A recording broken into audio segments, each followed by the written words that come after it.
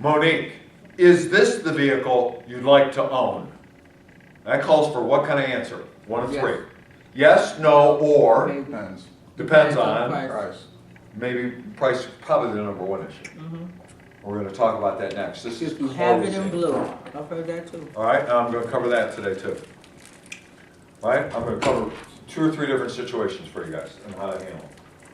Just go ahead and park your new car right there in the sold line next to your old car. Let's say the customer said, the one says yes. Okay. Is this the vehicle you'd like to own? Yeah, sure is. I love it. Can you get? Does that happen too? Does that happen? Right. From there, then we're going to go on a service tour. Great. Let me share with you one of the most important reasons so many people buy their car here at ABC Motors. Then we're going to go on a service tour.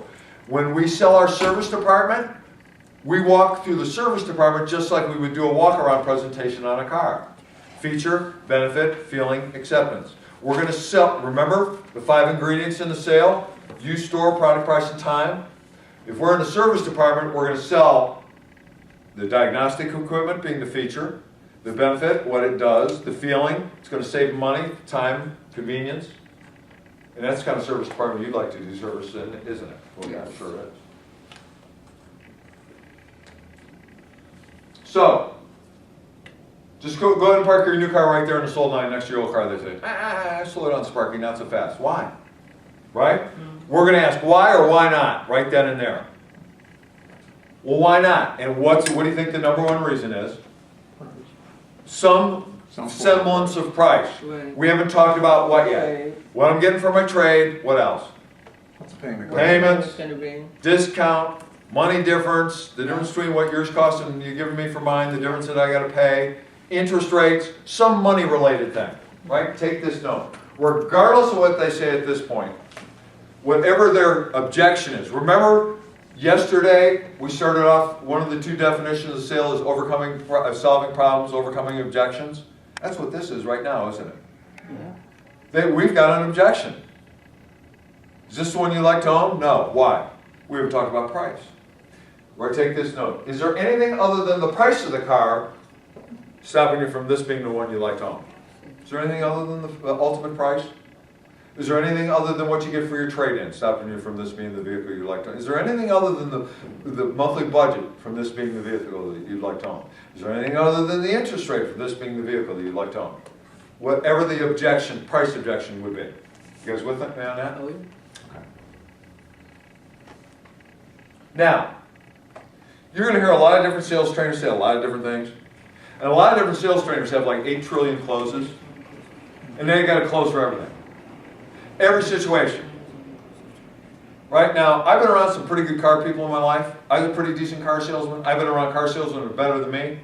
But guess what? I've never seen anybody that has a close for everything. Right. That actually works. Some of the stuff sounds good, but I mean that really actually works. Yeah. All right? As a salesperson, you'll find in a very short period of time that you're better overcoming certain objections than you are others. Does that make sense logically? Yeah. That you're going to find a comfort zone of what you're best at overcoming. For me, it was price. So almost no matter what the objection was, I try to get it back to price. You mentioned color here a minute ago. Right. Right? Monique came in and asked for what color car? White. White. We didn't have any white, right? So I said light, medium, or dark, and what did she say? Light. Light, so I brought around to what? Silver. Silver. Well, she didn't really want silver, right? She wanted white. And she could have even mentioned that. Well, that's not white. It's not bad, but it's not white, right?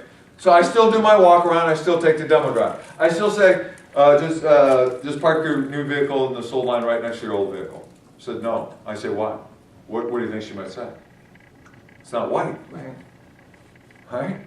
It ain't right. It ain't white. Right? Can you see that happening, yes or no? Sure, absolutely.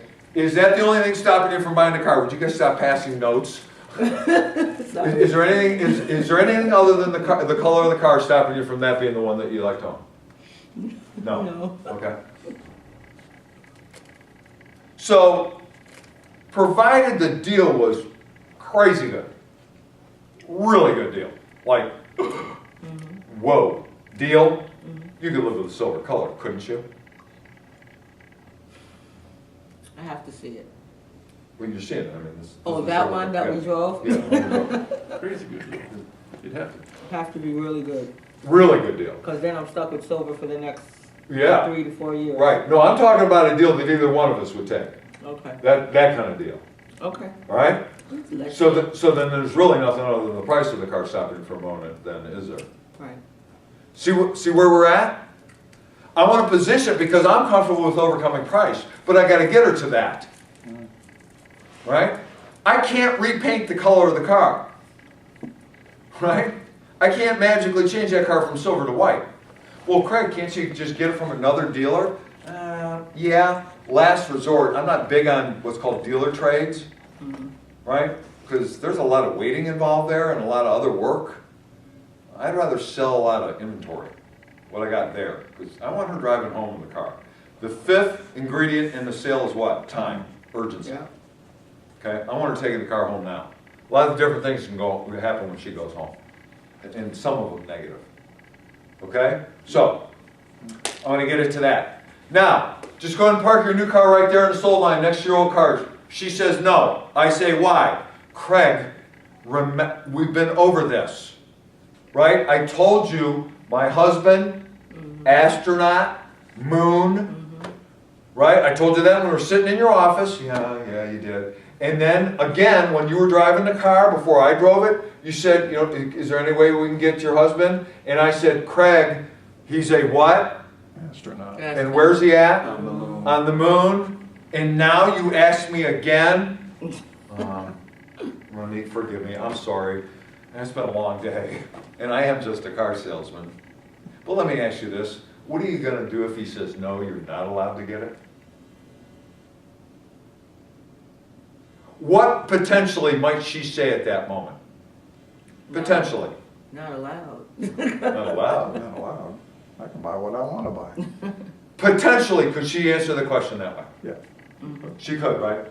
Joe Jurassic never asked that question. Joe Jurassic's customer never even gets to drive the car. Right. Joe Jurassic's customer gets drop kicked out of that place. So the husband comes back from the moon. Right. Oh, no husband? Bang! See ya. You're gone. AutoMax salespeople keep selling. Not authorized to stop the sale of the automobile. So I'm going to give her the opportunity to say, well, no, he doesn't. It's not that I'm not allowed to. I can buy the car. I thought you'd say that. Let me share the reason so many people buy the cars here at ABC Motors, service tour. Guys with me on that, yes or no?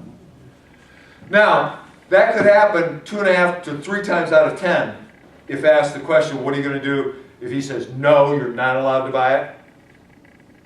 She could say, oh, I'm going to buy it anyway. Words to that effect.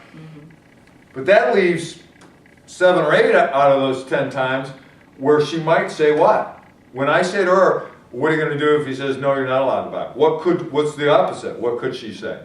Then I have to wait. Then I have to wait, then I can't buy it. So are we going to stop? Nope. I'm not done yet. Who's authorized to stop the sale of the car? There's only 2 people. Who are they? Client or manager. Manager and the client. We're not one of those yet, are we?